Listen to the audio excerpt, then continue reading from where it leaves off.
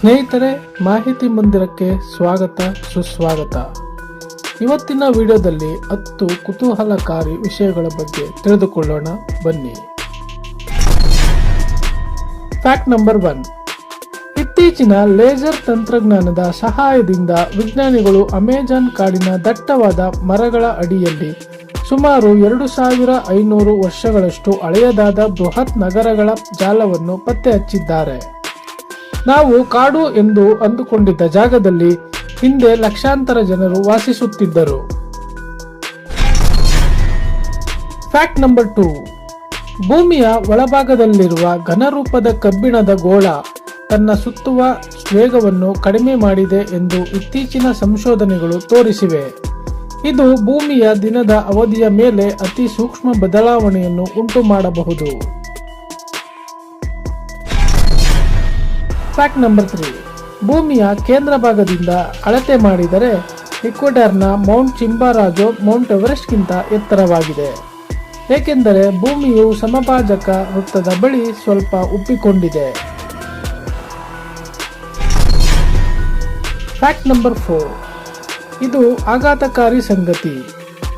ಇತ್ತೀಚಿನ ವೈದ್ಯಕೀಯ ಅಧ್ಯಯನಗಳ ಪ್ರಕಾರ ನಾವು ಬಳಸುವ ಪ್ಲಾಸ್ಟಿಕ್ನ ಸಣ್ಣ ಕಣಗಳು ಈಗ ಮನುಷ್ಯನ ರಕ್ತದ ಪ್ರವಾಹದಲ್ಲಿಯೂ ಪತ್ತೆಯಾಗಿವೆ.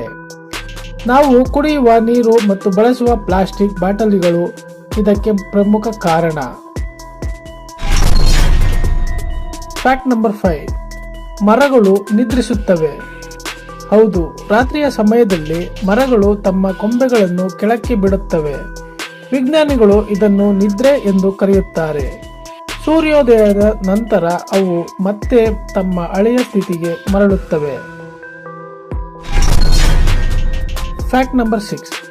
ಅಮೆರಿಕದ ಈಗಿನ 50 ನಕ್ಷತ್ರಗಳ ಧ್ವಜವನ್ನು 1958ರಲ್ಲಿ ಒಬ್ಬ 17 ವರ್ಷದ ಶಾಲಾ ವಿದ್ಯಾರ್ಥಿ ರಾಬರ್ಟ್ ಹೆಫ್ ತನ್ನ ಸ್ಕೂಲ್ ಪ್ರಾಜೆಕ್ಟ್ಗಾಗಿ ಮಾಡಿದ್ದ.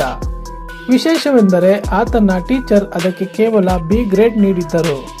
ನಂತರ ಅದೇ ಧ್ವಜ ಅಧಿಕೃತವಾಗಿ ಆಯ್ಕೆಯಾಯಿತು.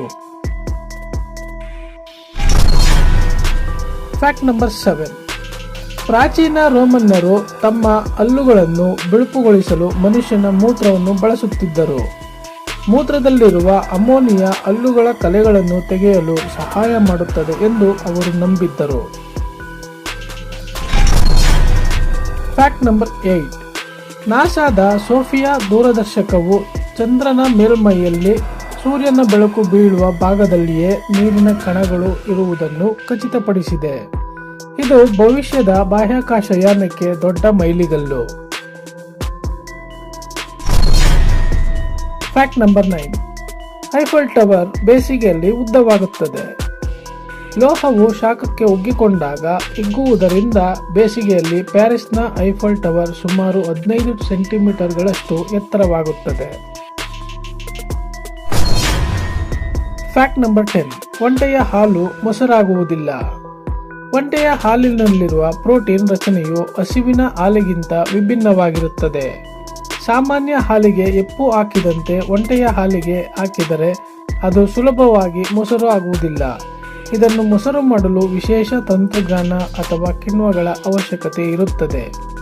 ಸ್ನೇಹಿತರೆ, ಈ ವಿಡಿಯೋ ಇಷ್ಟ ಆಗಿದೆ, ದಯವಿಟ್ಟು ಲೈಕ್ ಮಾಡಿ, ಶೇರ್ ಮಾಡಿ. ಏನಾದರೂ ಅನಿಸಿಕೆಗಳಿದ್ರೆ ಕಮೆಂಟ್ ಮಾಡಿ ಅಂತ ಹೇಳ್ತಾ ಈ ವಿಡಿಯೋ ಮುಗಿಸ್ತಾ ಇದ್ದೀವಿ. ಧನ್ಯವಾದಗಳು.